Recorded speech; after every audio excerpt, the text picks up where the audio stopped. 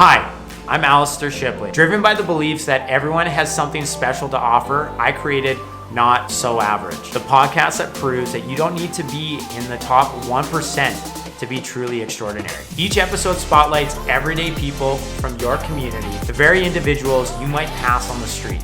These relatable stories reveal that whether you're a jack of all trades or a niche specialist, we all have unique experiences and valuable lessons to share. Imagine if we all took a moment to realize we're all not so average. Let's get after it.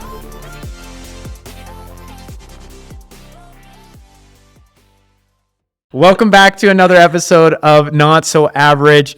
What do you get when you mix a competitive equestrian rider, a Muay Thai fighter, an interior designer, and an early co-founder of one of Canada's boldest fitness brands? You get today's guest, Kealen Bailey. Kealan is the VP of Training and Development and Managing Partner at Rumble Boxing, the nightclub meets fight club organization. Started right here in Calgary, Alberta. She's also helping lead the charge at PRML, the hot and cold recovery experience that's bringing intentional wellness and connection to the mainstream. But her story isn't just about sweat, saunas, and heavy bags. In this episode, we dive into what it means to create culture inside a company, why recovery is more than a trend, and how Kealan brings a deep sense of care, grit, and curiosity to everything she touches. This one's for the creators, the coaches, and anyone carving out their own lane without asking for permission. Let's get after it. Ooh, I feel such pressure. I'm like combined flattered and feeling great pressure after that. Oh, shit. Well, then I got to dial that back. But no, like honestly, doing the research on you, it was really kind of cool when you and I had the phone call to see like, hey, was this a fit? Mm-hmm. And just as soon as you said like, hey, I had like this fighting background, and then interior design played a part, and then this perfect opportunity, which turns out to be Rumble Boxing, kind of presented itself to you. Mm-hmm. And I love those stories, and I really do want to dive into that. So like, tell us, how does somebody with your background end up with, I would say, one of the hottest kind of fitness class / recovery double brands here in Calgary? How do you get involved with that? Yeah, it was one of those just funny serendipitous things, I guess. So I was working as an interior designer. That's my background, was in interior design. I was doing that, and I was a competitive horseback rider, equestrian, when I was Western younger. or English? English. Okay. So it's called 3-day eventing. Okay. So it's 3 disciplines that you do. So yeah. Anyway, I did that into my early 20s, and then got hooked into Muay Thai just randomly. Okay. You know, at the gym, I always lifted. So at the gym where I was lifting, one of the personal trainers was like, oh, like, come and do a free session with me. You know, I'll see you here all the time. Come do a free session with me. And I was the girl that like was like, here, take my wallet. After that, I just loved it. Amazing. And he said, this particular coach, my first Muay Thai coach, he was like, oh, you're a natural. You'll be fighting within 6 months. And I was like, yeah, whatever. But I was.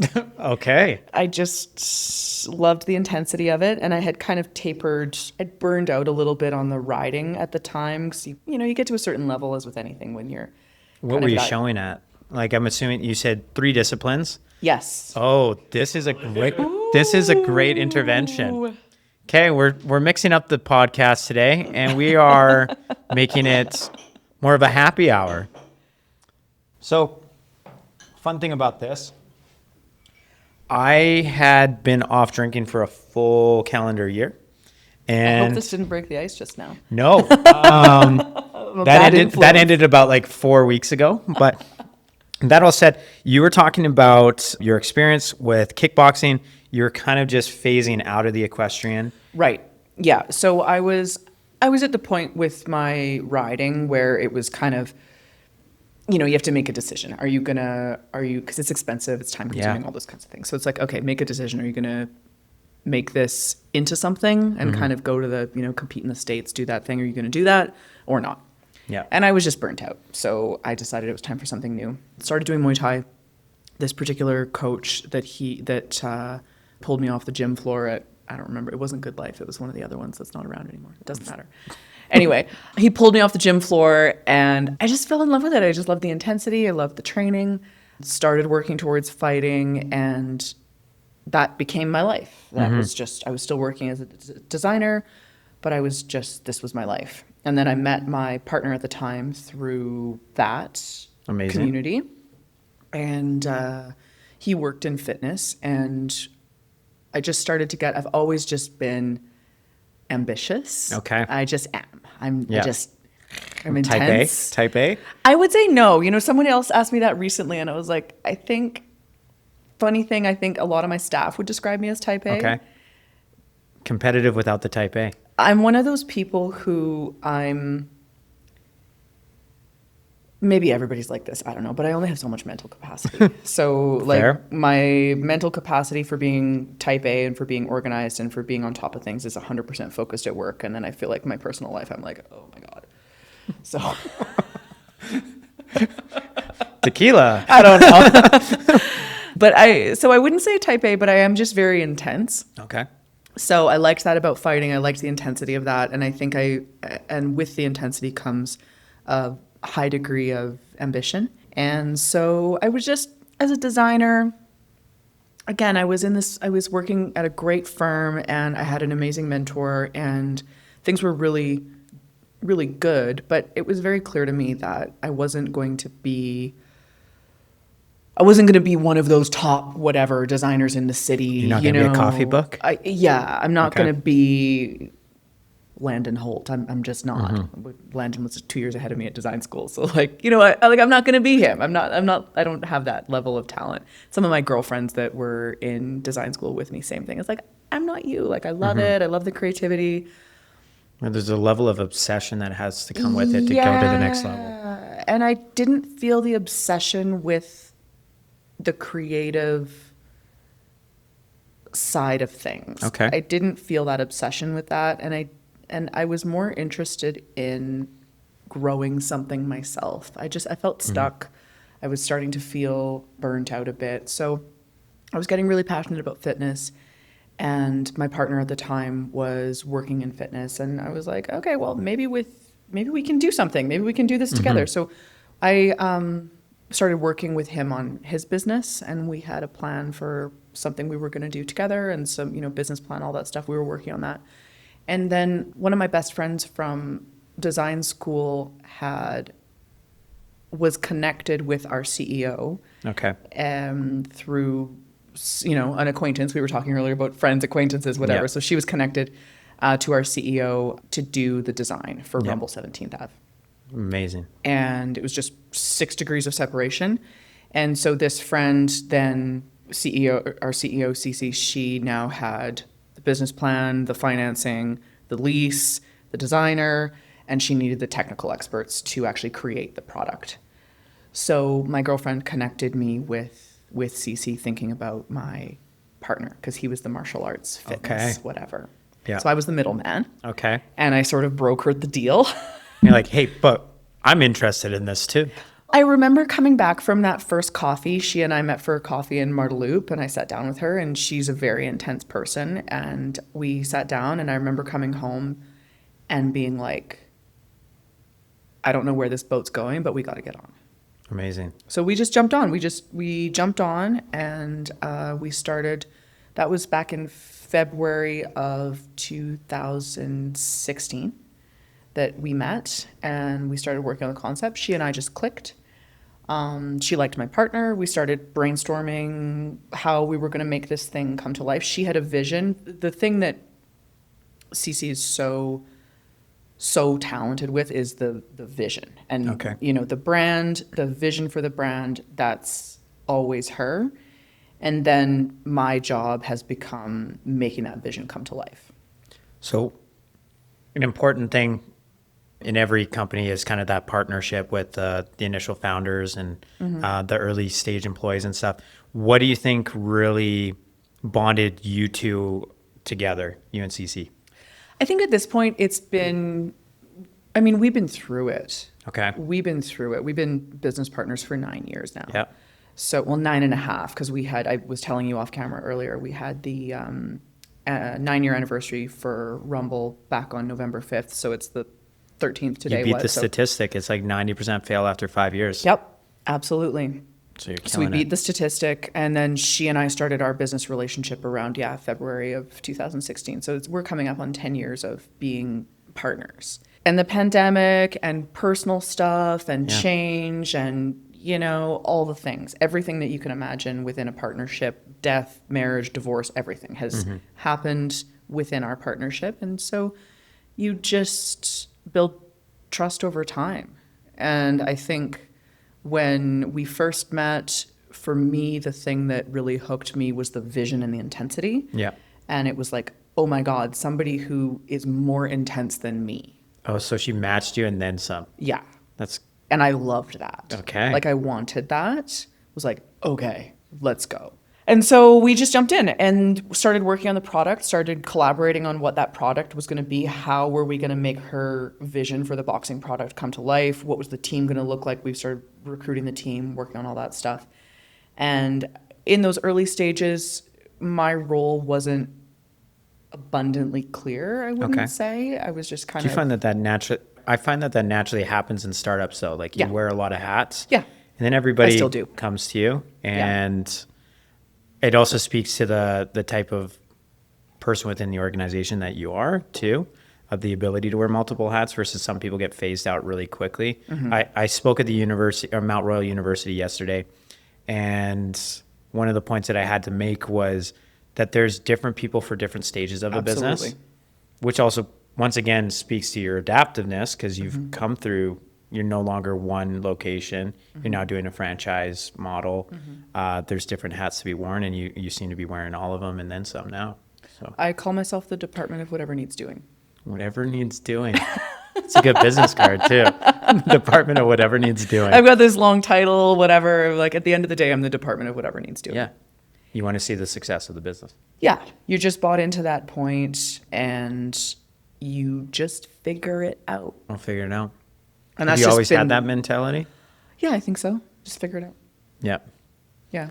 Well, I think martial arts also teaches you that certain things can't be rushed, but you can trust in the process that by showing up, results will be shown. That's personally what I think. For me, that's been one of my biggest challenges. I'm extremely impatient.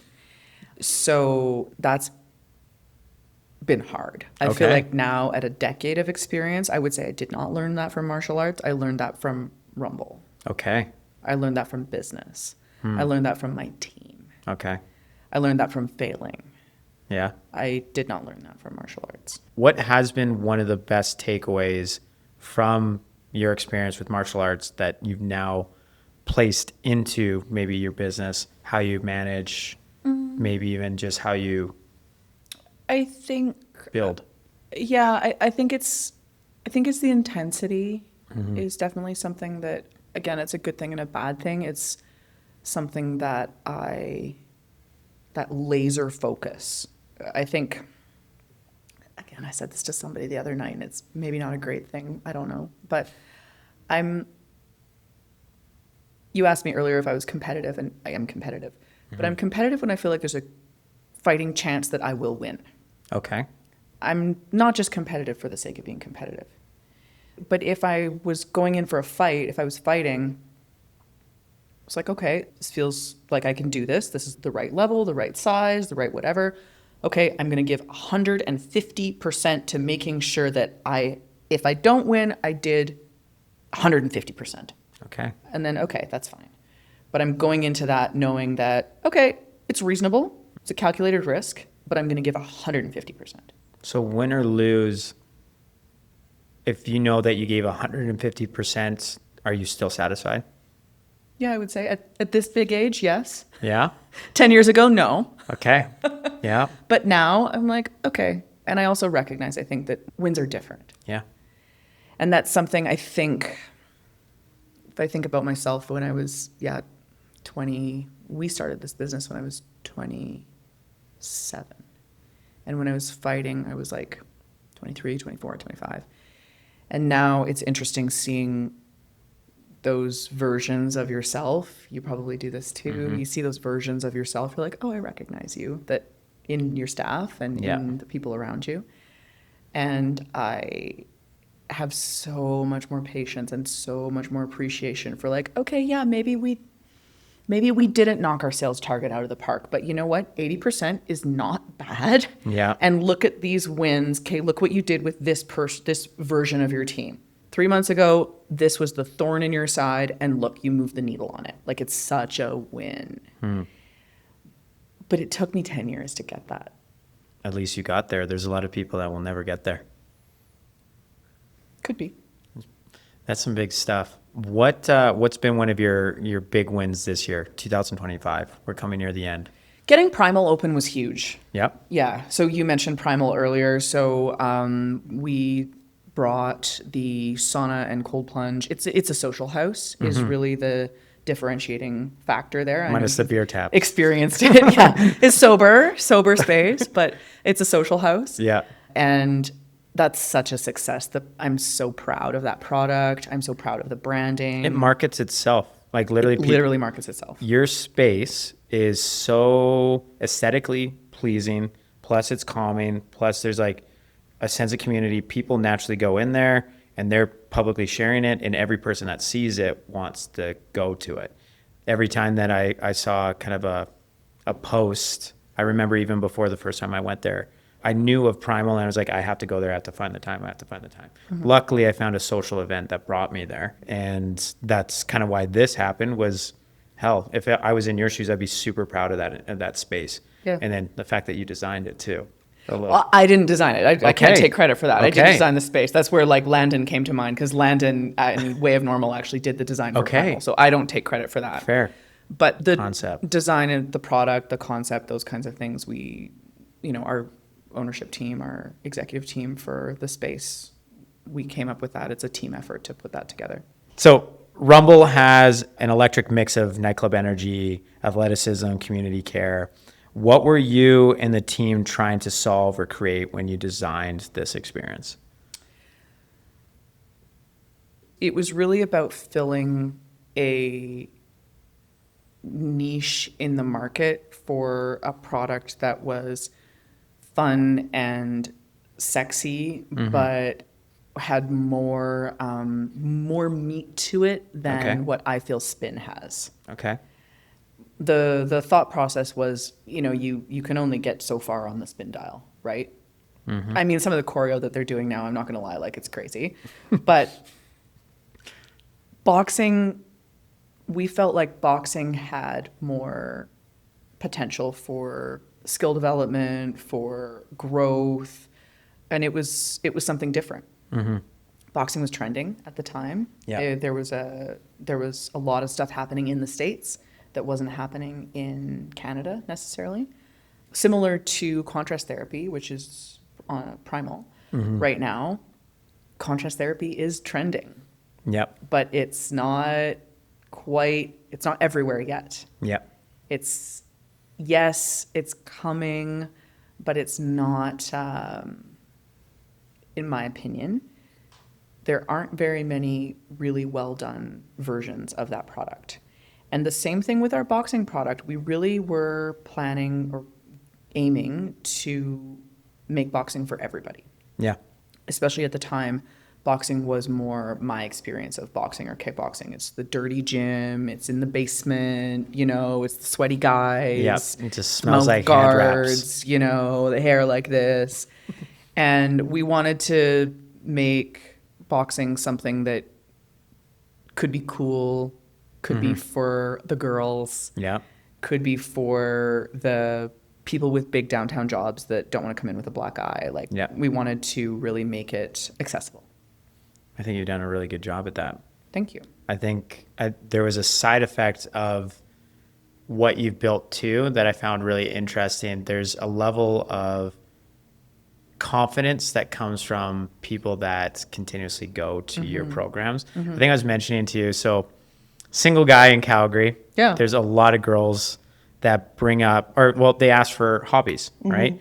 And I've been training MMA and martial arts for about 12 years or so. And it's amazing the amount of fun that comes out of some of these ladies when they say, well, I do Rumble boxing, I could kick your ass. And I know they're just being playful, but I've always enjoyed that. And I was like, there's something that's to be said about your brand, and they come in, they get a good workout, but there's a level of confidence that comes from it too. They feel good. They feel good. So they feel good. Yeah. And most of those girlies aren't going to be going to the places that you probably train at. No.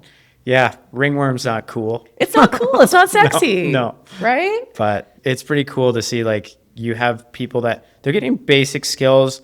I've never heard from you saying, like, hey, this is actually a self-defense program. It's never been, like, marketed that way. Nope. This is just a great exercise.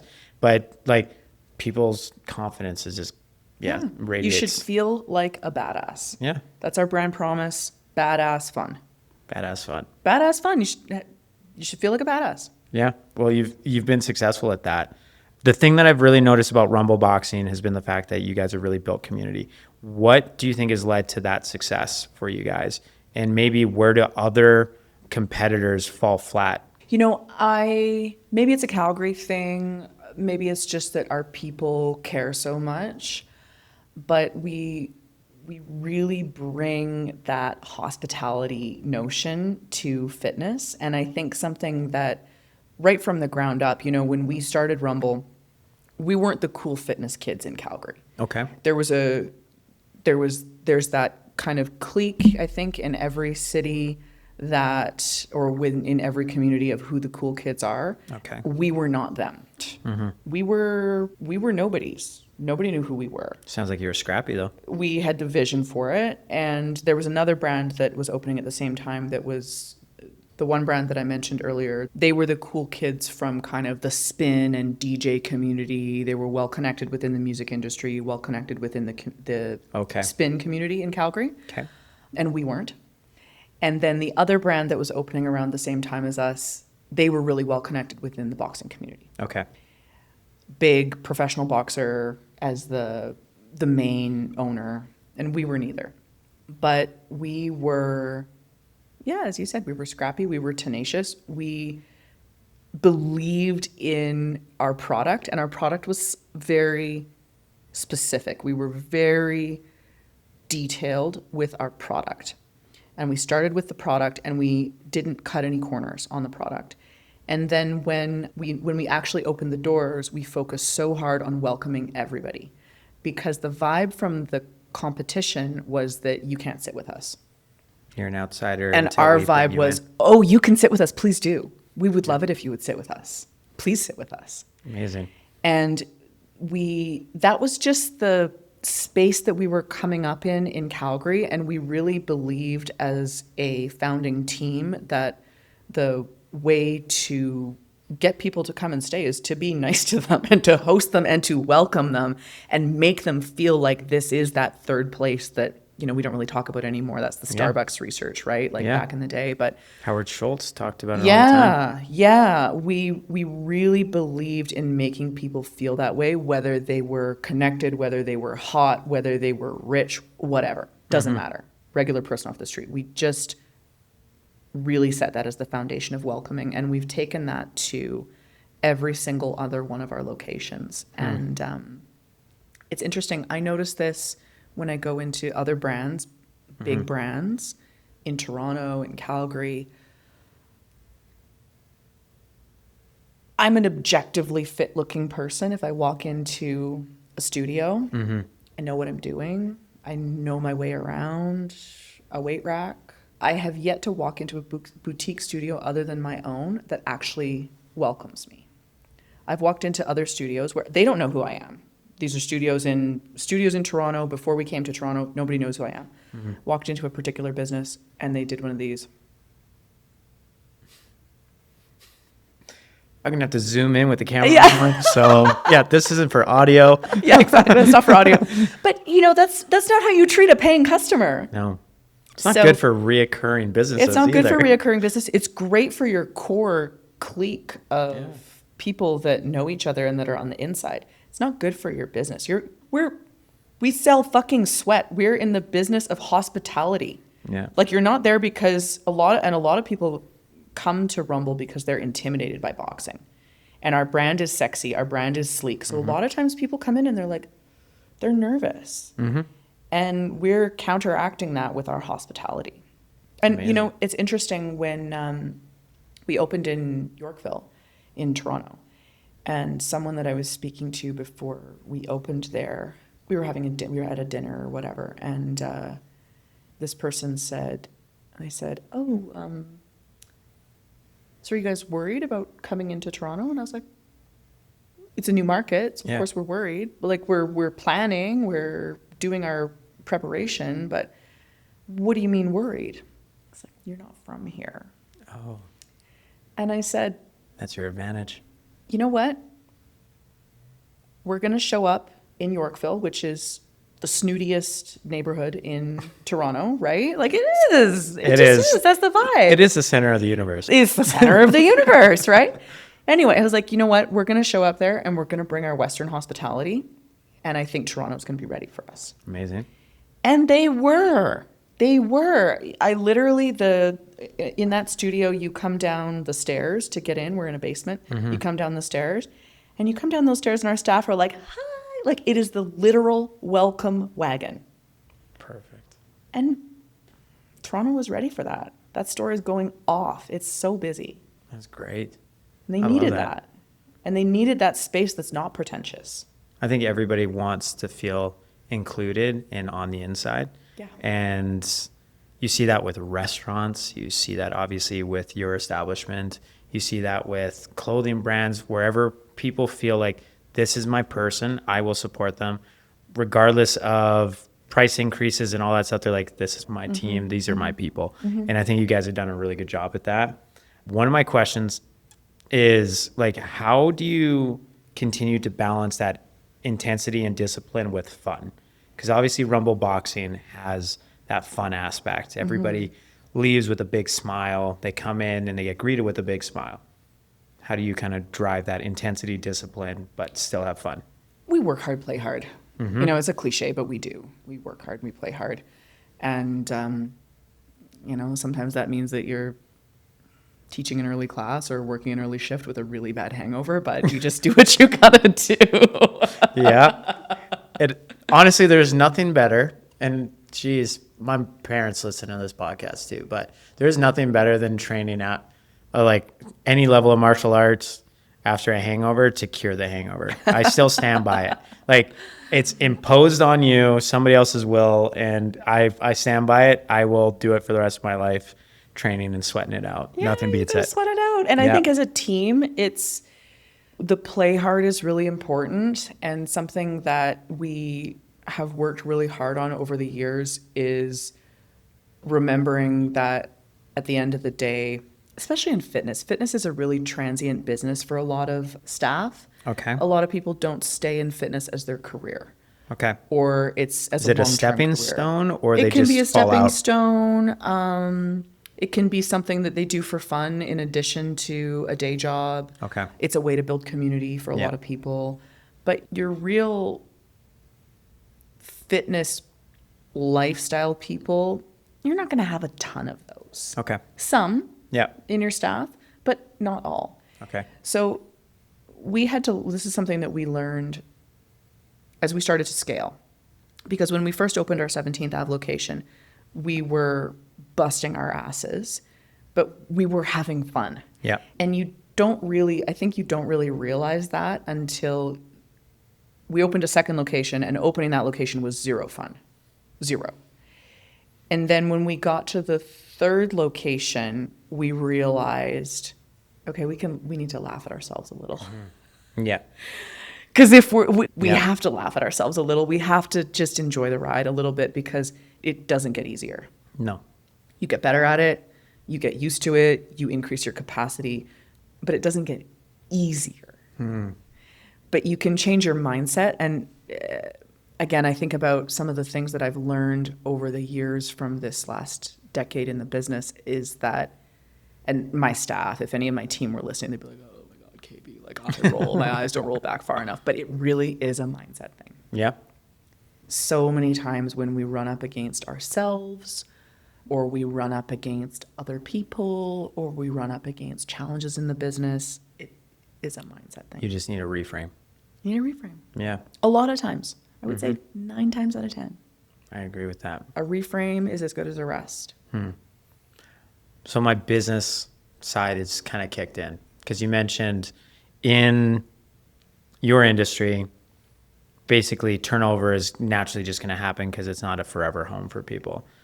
But there must be a level of systems and trainings and stuff that make you guys really effective at bringing people in, getting them up to speed as soon as possible to help build your brand. Yeah. Where did you guys kind of get inspired for that stuff? Did you guys have mentors? Who might have helped you? Is this just trial by fire? I think a lot of it was trial and error. Okay. Yeah, a lot of it was trial and error because we weren't fitness people. We No. didn't know what we didn't know. You know, we were an eclectic group. Cece's background is oil and gas. My background is interior design. One of our other founding partners' background is as an executive chef. Another one was in the military, and another one was fitness. Okay. So super diverse. Super diverse. So it's not like we came in and said, okay, this is the avatar for a lifetime fitness pro, and this is what they bring to the table, and these are the pros and cons of having that type of person on the team, and this is about the makeup percentage-wise of what you need on a team of a lifetime fitness pro versus part-times versus people that are just there for the vibes versus whatever. We had to learn what those avatars were through trial and error, and we had to learn what the makeup of an optimal team was through trial and error. And we also had to learn what the roles were because those 5 people, those 5 very different personas, we all just piled the hats on. Okay, well, I guess I could do that. Okay, well, I'm more organized than you, so I guess I'll do that. Okay, well, you're more outgoing than me, so I guess you can do that. Figure it out. Yeah. And then you spoke about this earlier about scaling and people being adaptable and the right time and, you know, the right place for people. And I think there's some personality types that do really well in that stew that is a startup.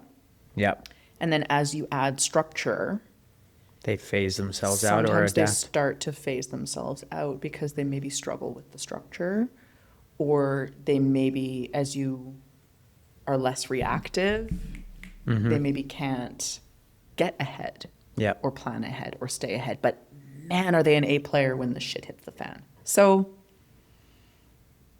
I kind of rambled away from the crux of your question there, but I think that it was really about, did we come with systems or did we have to create our own? And the short answer is we had to create our own, and it was painful. Yeah. Well, you guys put a whole new spin on sweat equity, for sure. Yeah, you guys definitely, blood, sweat, and tears went into building your brand, and But I think that's the case for any brand. Yeah. I think that's the case. Something I've been thinking about as we've been coming up on this decade in the business is Have you become more reflective? Yeah, it's a reflective time of year for me. Okay. In general, it's the end of the year, which means we're reflecting this is our year end. So we're reflecting on what we did in 2025 and where we're going for 2026. And then also coming up on a decade, it's a reflective time. And I'm just in a reflective space in my life, I guess, too. Okay. But I lost my train of thought completely. Shit. Well, cheers to that. It happens. Oh, man. I was going somewhere with that, and it's gone. You've now helped launch Primal, basically a completely different kind of wellness space to what's been out there before. What made you want to build a brand around recovery and, I guess, stillness and grounding? Like, that's kind of what the whole thing of saunas has been, is like just relaxation and grounding versus the high intensity. The beats just alone in Rumble are a completely different decibel than what you have up the next floor. You know what I would say to that is that it's actually about community. Okay. And that's the overlap between the two, is that both are about community. Both are about human connection. Both are about building relationships. And I think both are about wellness. And there's also the mental health side of that as well. We talk a lot on the Rumble side about the therapeutic aspect mentally. Yeah. And I would say Primal has similar aspect, but to me, the overlap for both of them is community. And I feel strongly after the pandemic that people are looking for in-person places to connect. Yep. When We are social beings. We're social beings, and we've been locked away in our, 30th floor condos for however long, right? Yep. And people want to connect. And I think there's the resurgence of in-person dating, there's the resurgence of in-person networking, there's the resurgence of in-person meetings, all those kinds of things. Yeah. And sauna culture is, no pun intended with our brand, sauna culture is primal. It dates back to, Indigenous people have their ways of building saunas. The Vikings did it. The early Finns did it. It's something that has come through human history in different ways, whether it's for recovery, for wellness, spirituality, religion. But a lot of it that is a thread As you do it with others. Have you ever done a sweat lodge before? I have not, but I'm interested in it. If you ever get the chance, I can definitely see about inviting you. There's one where it's local Indigenous group and they do it bi-weekly, and it is very much on the community, but there is an aspect of healing. So the people that come there, they do it for connection and because they're processing a lot of things.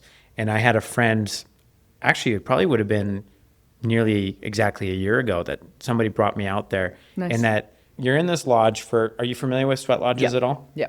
So basically they create, for those that aren't, they create this, we'll call it a hut, and it's timber framed. It's a dome, and they use everything from blankets to hides to tarps to completely conceal the hut. And then in the center, they have a hole, and then basically what they're doing is they're heating up stones for hours on end. And this particular experience that I had, you had kind of cycles. I can't remember how many it was, but I think it was 5 cycles. And in each cycle, there's different things. So if I recall correctly, one was giving thanks, one was praying for things that you need help with, one was sharing of the tobacco and the peace pipe, and then there was another one where you break bread together and share snacks. And everything was built around these stones coming in and high temperatures, and basically you're being pressure cooked. But afterwards you come out and you're standing in the snow and you're just socializing with everybody. And I think that was the most euphoric part, was like everybody, like literally people were spilling out their guts. Like they were explaining some of the hardest things that I've ever had to hear.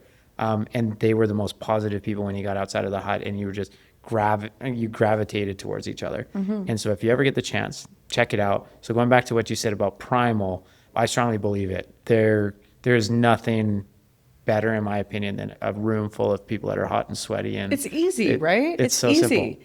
And it's interesting because when we brought the brand to Calgary, there are similar brands or similar experiences in other cities, but and I know there's other brands in Calgary that are similar, but to me, I feel like that social space is really the missing piece in some of the other places that are popping up around Calgary right now. But there are similar brands in other cities, and one of them is in Toronto. Okay. And when I moved to Toronto, I moved there by myself. I moved in the middle of winter, snow, cold, it's miserable. Didn't know anybody except my team, and I was just looking to be around people in a way that wasn't work. Yeah. And I didn't really, wasn't really looking to go to the bar and those kinds of things. So I started going to this sauna space, and it was like, okay, I personally wasn't looking to socialize, but I liked being around people. Yeah. And then, and it was cool. It was okay to be there. It was okay to lay there with your eyes closed and just listen to the wave of people talking and not participate. Cool. Was this more like a bathhouse kind of style, or? It's a sauna space. It's a social sauna. Space too. Yeah, a social sauna space. Super cool. And I loved it. And we started to think, okay, this is something that Calgary needs as well. And, but the concern, I think, that I had anyway was, is Calgary ready for this? But we felt that it was. You make a bet, that's business. You trust your gut, you make a bet. So we did. And The first time that we opened the space to the public, we had people in the sauna that weren't my staff, my friends, whatever, my business partners. I was sitting in there, and this was the first few times that it happened. It was surreal. Now I'm used to it, but the first few times I was sitting there, I'd kind of tuck myself off to the side and just observe. And you see a single come in, a couple come in, another few singles, maybe a little group, whatever. And then maybe 10 minutes later, suddenly 2 people are talking across the sauna. It's just happened. It's just happened. Suddenly, even the other day, I was in there with some business partners, and they were going somewhere for lunch, and they asked me what I recommended. And I was like, oh, let me think about that. And then I ran out to get a glass of water or something. I came back in, and somebody across the sauna had been like, oh, you should go here, whatever. And they're having a conversation. Yeah. It's so natural. I think you've done a great job at creating an environment that isn't surrounded with devices that naturally just pull people's attention. I think one of the biggest things that has disrupted people's ability to just, it comes across as like eavesdropping, but basically being able to jump into a conversation that might be relevant or that they could give context to, has been like the AirPods. Everybody That's a walks great around with point. headphones. Yeah. Everybody talks about the cell phone, but if you can't hear what's going on around you, you can't, it's really hard to engage. Like, yes, sure, your eyesight, but if somebody can't be like, hey, excuse me, because you can't hear them, you can't really dive into a conversation. And I think people are naturally curious. They want to give their opinions, and by, you don't have a single phone in that sauna, you don't have people in their headphones. Well, if they do, they're crazy. But, and you've created this environment where like people are just in the presence of others. Yeah, you're just in the presence of others, and what a gift. And it's interesting to see because, again, you sort of think, oh, God, people are in their swimsuits. Is it going to be weird? Is it going to be creepy? Is it going to be uncomfortable? But it's not. No. Western culture, though, is also like very different on that whole like comfort in in your body. your body. You go to like Europe and you go to like a nude beach. There's old guys out there that have Nobody cares. they have no right doing what they're doing, but they love themselves and they're just confidently enjoying the presence. Respect. Yeah, so good for them. So what, with your experience, what's the biggest myth about recovery or wellness that you'd love to break? That it has to be perfect. Okay. What do you mean by that? I see this all the time, especially with fitness, but also with recovery, honestly, especially with how I think Instagram and TikTok really, you know, that, what's his name with the 4 a.m. wake up and the filtered water ice, like, oh my God. I really think people feel like if you can't do it at 100%, there's no point. You're not fully optimized for it. You're Yeah, and to me that goes for fitness, it goes for business, it goes for recovery, it goes for wellness in general. Specifically, it goes for diet. Okay. I really and truly believe that it does not have to be perfect, and doing something is better than doing nothing. And it sounds cheesy, it sounds overdone, but it's true. Okay. And that we do so much more damage to ourselves when we set this perfection standard, and then you start to ride this pendulum of perfectionism and all or nothing. And I think that's a really dangerous trap for people. You probably see it with your line of work come January. What is it? The International Quitting Day? There's a notorious day. It's like February 5th. I think it's January 15th. Yeah. I don't even And know. it's an unfortunate thing, but it's like people think that because they haven't done, you know, the perfect 5-day workout splits or whatever, that they just give up. They just give up. And yeah, like it's not a level of necessarily just consistency. It's just incremental improvements over time will pay off. Yeah. Yeah. And, you know, I see this with my friends sometimes. Or people that are in my network, acquaintances they're like, oh, I'm frustrated, or, you know, I missed the gym this What's week. the secret? So what's the point? And I was like, Oh, maybe go for a walk. yeah. How about you go for a walk instead? How about you go do 5 pull-ups instead of doing nothing? But it's simple, but it's hard. It's hard to wrap your head around because we're so indoctrinated with, oh, well, if you don't look like this, what's the point? Yeah. or if you don't have this perfect morning routine, you're not going to get to the gym later. And Your even day's if you fucked. did, it wouldn't matter. Yeah. What was the statistic?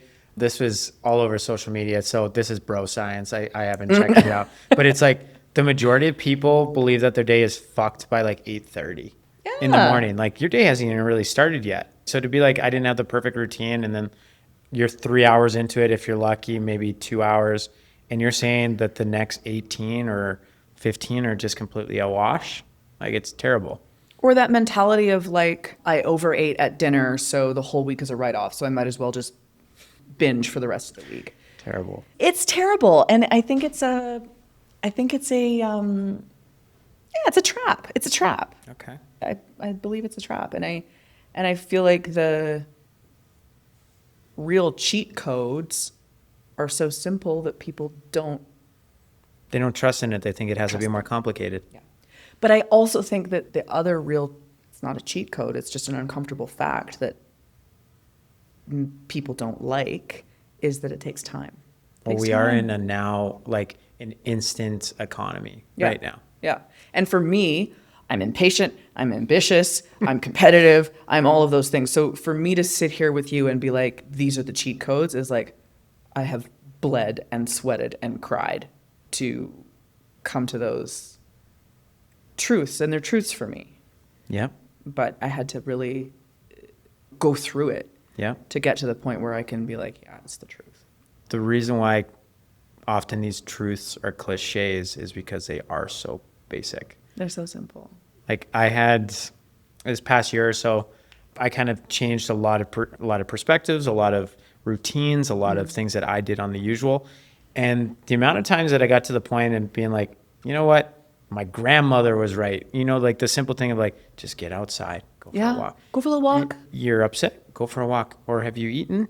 Did you try eating? Did you drink some water? Did you drink some water? Simple things. Or like, did you sleep properly? Like all these little things. Like, did you spend time with the family? And it's like all those, I guess it's time-tested truths are generally a cliche. And somehow right now we're living in this time where everything needs to be more complicated. Yeah. AI needs to give me the feedback that I need.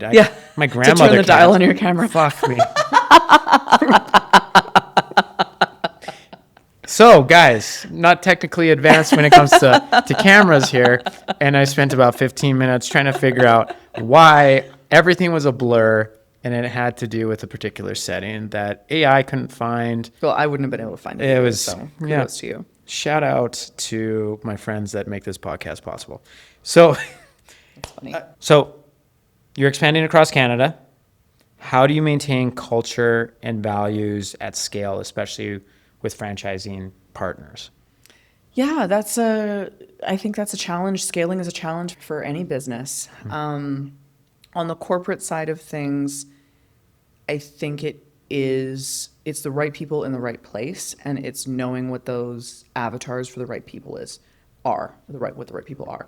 If you have the right culture builder in a location, everything else will fall in line. And if you have sometimes the person with the technical skills or with the resume isn't the right culture builder, and that'll kill a store like that. Okay. So What's your secret sauce? What are you looking for in that golden person? I guess it's not that simple. It's not that simple. Yeah, it's not that simple. It depends on the role. It depends on the team. Teams are different. So you look at the whole to find the individual part. Yeah, you look at the whole, you look at the ecosystem, and then you identify what does that team need. And it's typically for us, it's either the real extrovert culture builder, or it's the organized person to keep the extroverted person afloat. Okay. It's usually one of those that's missing in a business. So you're And the complementing somebody else's skill set. Yeah, the two need to go together, because the unicorn would be the person that can do both, and those are They're rare. a unicorn for a They're reason. Unicorn for a reason. Yeah. That's amazing. And you need both. And, on the franchise side, I think it's the same thing. It's setting that community with the franchisees and bringing in the right franchisees that have that that buy-in and have that vision. Mm-hmm. And then it will replicate down to their teams.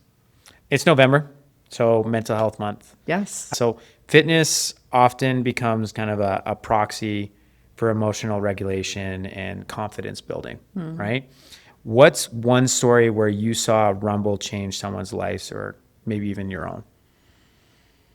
Oh, geez. I feel like there's so many. I think the thing that we have lots of client transformation stories, but those, I think I expect those. Okay. We're fitness business. Yeah. Like, we should have client transformation stories. That's how it goes. And that's not to diminish those stories because they're really meaningful. But I think for myself, what really gets me excited is the transformation stories that we start to see from our team. It's the people that, whether they grow professionally or whether they transform themselves physically, it's amazing to see. And I think you talked earlier about confidence and mental health. I think one of the things that I love the most is particularly with our motivator training programs. Our motivators are the group boxing class instructors. Which you have great ones, by the way. Thank you. And those motivators, their audition and training process and launching process is grueling. I'm not going to lie. It's grueling. And it's physically demanding. It's emotionally demanding because you're really putting yourself out there. And the magic of being in that room is that you need to transform into a bigger, better, louder, more sensational version of yourself. And you have to go through that metamorphosis as part of your motivator training experience. And then once you've graduated and you are on the schedule and you're leading these group experiences, over the first 6 months is a huge milestone, and then the second 6 months to a year is another huge milestone. And you see, I can think of a few in particular that you see transform. And I have one in Vancouver that I won't share his name, but if he ever hears this, he'll know who I'm talking about.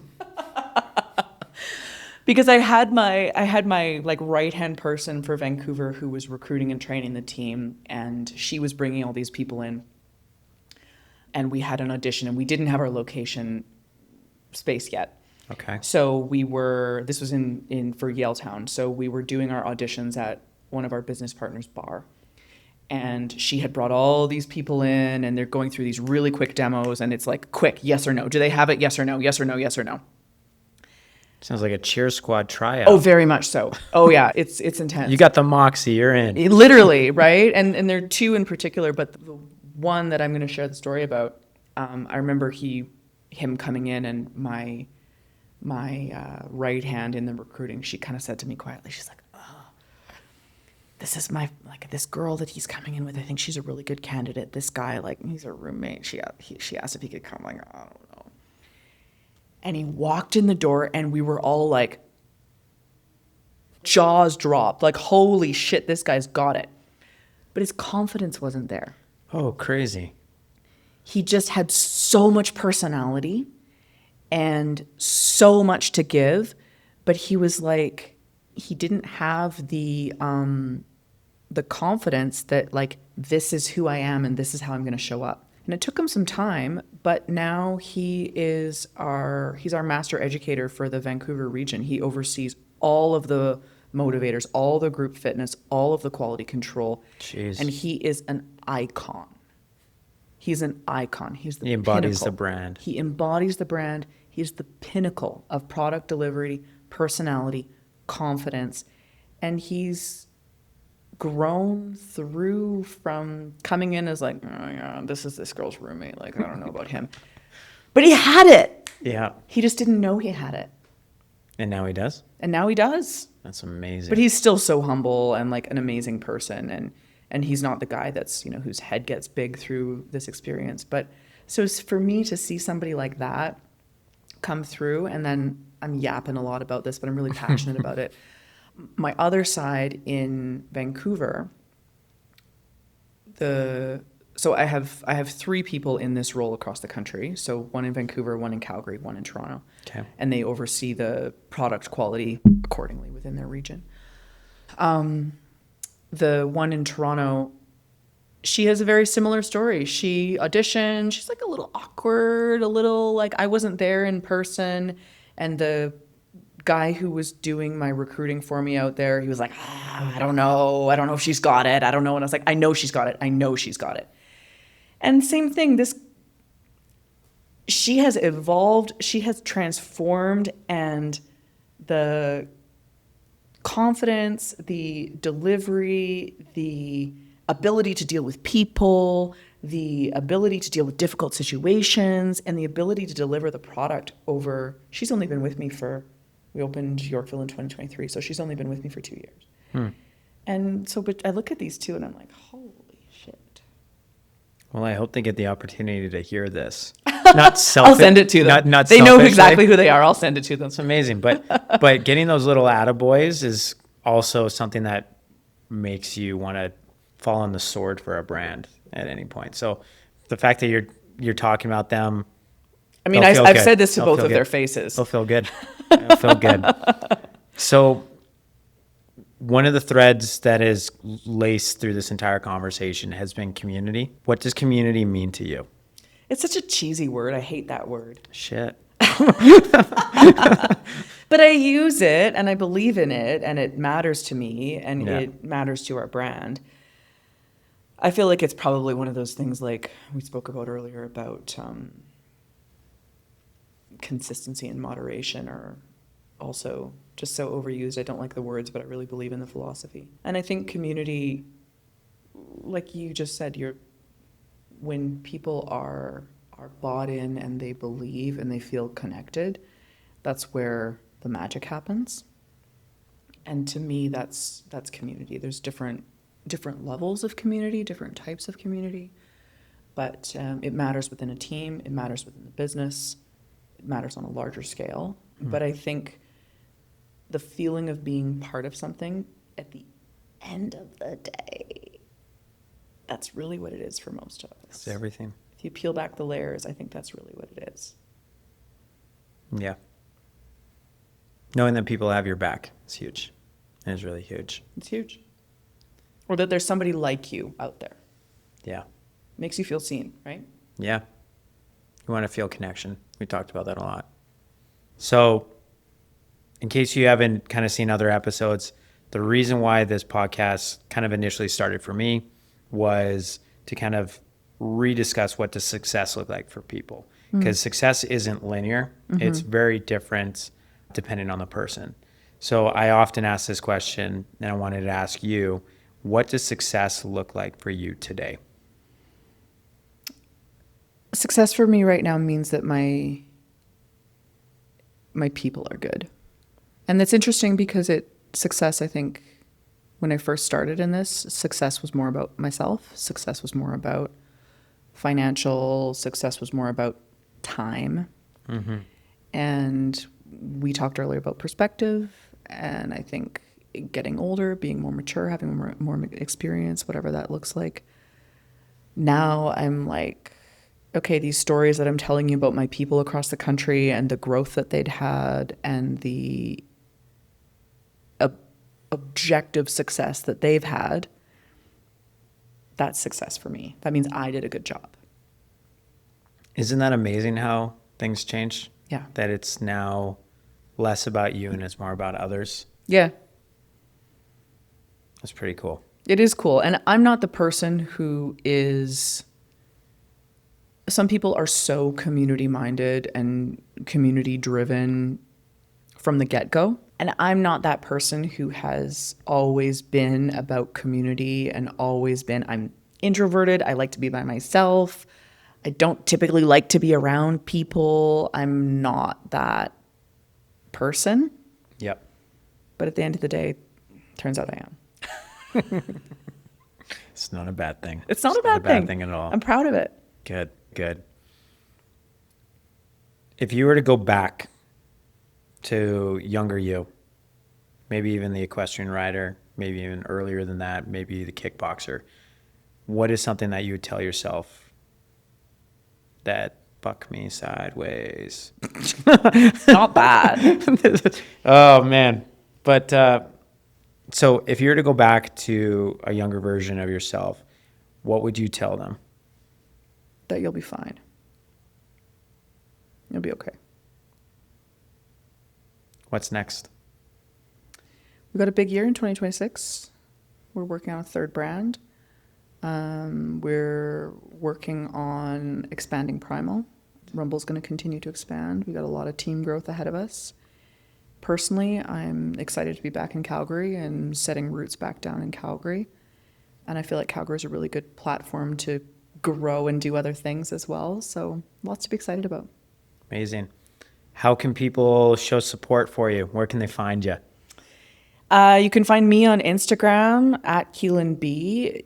Of course, Rumble Boxing is our primary site. And then we have all of our locations branch off from there. And then Primal Social. That's my baby. Come and support my baby. Okay. I'll be sure to have those in the show notes. For those that made it all the way to the end, this first series of Sippin' Stories, cheers. I think was a great success. Cheers. But we couldn't do it without you guys. And be sure to share. Let's get after it. That's it. Sweet. Thanks, Thank man. you very much.